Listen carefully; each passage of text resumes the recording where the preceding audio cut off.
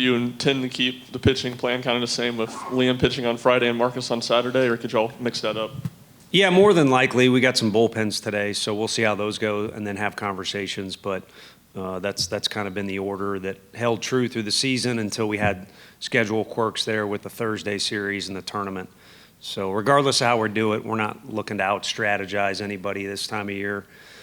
Just out-compete people or compete to the best of our abilities, and hopefully that gets us where we want. And if it doesn't, maybe the fans give us an edge that pushes us over the top, because that's been the case a few times this time of year for us when we've been fortunate enough to be in Knoxville. Yeah, going off of that, just the sigh of relief maybe ending the year the way you wanted to be able to host the regionals.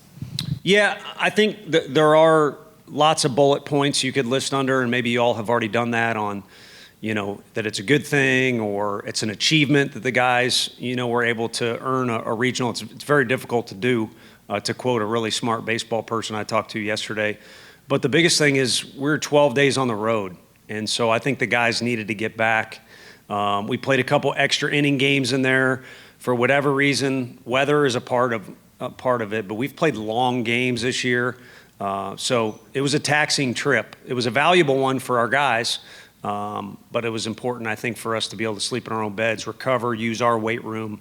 So that's probably the biggest part of this weekend. Eric, so you guys handled adversity pretty well down in Hoover, down 4 runs early, came back from an error or two in that first game. What do you like about the way your team's grown, developed, evolved maybe over the last couple of weeks? I think that they've kept pushing forward in the direction you want to. I mean, that's vague, but there's a lot of different categories to talk about. Individuals have gotten better at. Maybe we've gotten better at learning our team. But the general direction, which is forward and in a positive way, in a way that shows improvement, whether it shows up to you all or ends up on the scoreboard being displayed or not, I don't know. But just that overall vibe and push forward, which has made it more enjoyable to come to work each day. It has been a good environment, in particular in pregame. The one thing they need to take responsibility for, I guess we do too, is as the game goes on with all these crazy ups and downs, and now will be more chaotic than ever for not just us, but every program that's still got the benefit of playing is, maintain that same sort of energy and outlook. Hard pass. Kind of going back to the pitching plan, y'all have, throughout your tenure, pretty consistently kept the same. What do you see as being the main benefits to keeping the same order that you've had for the regular season? I think just worrying about what's in front of you is the biggest thing. What innings in front of you, and a guy that I've got a lot of respect for, kind of in an indirect way taught me is just you got to think about the one game that's in front of you. Now, in a tournament format, you can't get blinded by the fact that there is a tomorrow and things like that, and that's maybe benefited us too, like in last year's final series we played and things like that. Fortunately, it worked out in our favor, but overall, we're just looking at the first inning against Miami of Ohio, and there's 2 other teams that'll be at our park.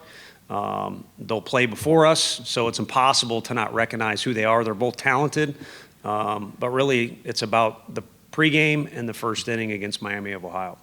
John in the back and then Ben in front. Yeah, to build off that, what do you know about Miami of Ohio? Obviously, you guys have never played them, the staff, and what do they bring to the table? Yeah, it's a very well-balanced team. The starting pitcher that we'll see racked up 11 wins. I don't care where you're at, who you're pitching against. There's certainly credit due there. First-year coach that has their guys playing the right way. His guys have always played well defensively, the teams he's coached, but it's not a team you could say they're great defensively or it's all about pitching or they hit a bunch of homers or steal a bunch of bases. All it is one quick glance at their stat sheet and their season. They've been very well balanced throughout the whole deal, and they had to win their tournament to get here. So they're playing good baseball at the end of the year.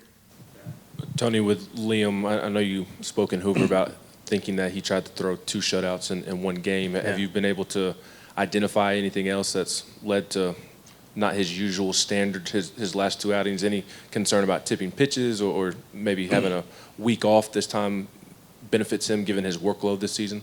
Yeah, not in particular. I think we've summarized the year as it was a good one for him. He's come a long way. Timing is interesting with this team in particular on conversations, as far as success and then where we're at is what I'm alluding to. But overall for him, I think we feel good that we didn't kind of put him through a meat grinder, especially after what he did. His hand is fine. Gave up more hits than he would have liked probably 2 weeks ago or 2 outings ago, but he just faced the conference champs, and it's not like it was a terrible outing. It just wasn't up to his standard, and also we pulled him early because of what's about to go on this weekend. So I think overall in a positive place. I don't see any major concerns other than, like all of our players, he needs to be true to himself. I think arguably his best outing was when he was on his toes, going back to where he played last year, and was focused on what he was trying to do because he kind of knew the unique circumstances there. And I think that's what all of our guys need to do, is just be who they are. Tony, you said in Hoover that Tegan Kuhns needs to throw his off-speed pitches with conviction. How hard is it for a young guy to find that conviction? I think, for him, it's and I'm just going off observations and probably what his teammates would agree with. It's not about attitude or competitiveness. He does not lack in that category at all. I think it's about repetitions. And you've seen that with some of our other guys, whether it's getting comfortable with a spot we've put them defensively, or a freshman getting comfortable with SEC play, or a pitcher just needing reps and to find the best version of himself. So I think it's about reps. And then also just at this point, in the year, you're not going to go down there and reinvent a new pitch. It's about just making a decision. This is what I'm going to do. And so to me, it'd be about that decision as much as anything. Ryan and Mike. I'm curious, with AJ missing last season, have you seen that injury or that's his time away from baseball kind of affect his mindset or outlook, I guess, over the offseason and into this season? I think so. Anytime you lose something, you become more appreciative of it. And then the other thing is, I think you start to think your way through the game a little bit more like a coach when you're forced to sit there and watch, and maybe you keep the chart. And then the other thing is, that's typical for most humans, is the more you invest in something, the more important it is to you. And I think that climb back, and also some of the hardships that came before it, because there was kind of some confusion what was going on, and it was a slow build really to what was an injury that was underlying there. I think on top of the appreciation, it's a little bit more of I want output equal to my input, because it's been a massive amount. Also on AJ and Brandon, when they pitch like they do in Hoover, how does that change the overall profile of the pitching staff? And does it make you think maybe that's a starter out of one of them now, or do you kind of keep them in the roles they're in? I think both those guys have shown they can go length. So whether it's start or the second inning or the ninth inning or it's extra innings, this time of year it doesn't matter. Embrace the chaos. So I think both are older guys who they've closed games, they've started games, they've done in between, and they'll probably be required to do something, if not them, somebody else, probably be required to do something they haven't normally done. And this time of year, you just take the ball and you try and get, again, to go back to what is kind of cliche, but it's true, get the guy out in front of you, and then we'll worry about what's after that. We'll do a couple more. We'll go for Ben, Eric, and we'll finish with Paige. When you were watching Andrew Fisher hit last year at Ole Miss, what would your reaction have been if I told you the next season he was going to reach base safely in every single game? Was he that complete hitter last year, or how have you seen him grow from last year to this year? No, I mean, I know being from the Northeast, you're in the cage a lot because it's cold. So there's people that get credit before he even got into college. But I know he also had people at his previous 2 stops that affected his life and his ability to play. So I don't think you want to act like we just waved a magic wand over him and all of a sudden he became this complete hitter. But I think he's been helped by his support staff here. Most importantly, he talked about a decision with Tegan. He's made the decision to be better with 2 strikes, better in the zone, maybe be able to adjust his swing a little bit to get into a certain type of pitch.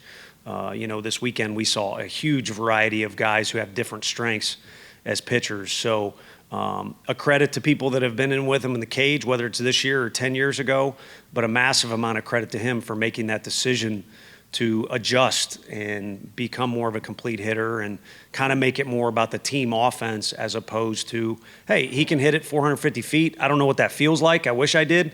And it's probably a feeling that kids who can do it want it all the time. So to kind of put that on reserve for the betterment of the team is something that's a statement to his character, to be honest with you. Going back to Mike's question about AJ and Brandon, knowing it's all hands on deck this time of the year, how is that problematic for you guys maybe in trying to manage, when to push that button, when to send in this guy, or maybe want to save this guy for this scenario, knowing that obviously you got to win the game at hand? Yeah, we're not immune from the same thing the players are dealing with. I don't think we have one shining moment. That's at the end of the tournament. Whatever's at the beginning of the tournament. I mean, March Madness is maybe the biggest moneymaker there is, so I got to believe there's a bunch of TV promos and things that get you all juiced up. But my point is, it's dangerous for us and the players to overthink things or to over-strategize or to think you got to change who you are because there's a new label to this game or there's a blue circle on the outfield wall now. I think you just kind of roll with whatever you think is going to help you win the game. And again, that's us and the players included. And you will not be, I don't care whether it's, Pat Casey's a legend and they win back-to-back national championships where he's at. Somewhere along both of those, and he probably can remember them, there was mistakes that either the players made or the coaches. Those will happen. You need to continue forward, kind of like our team has done this year, keep pushing forward and just do what you think is going to help you win.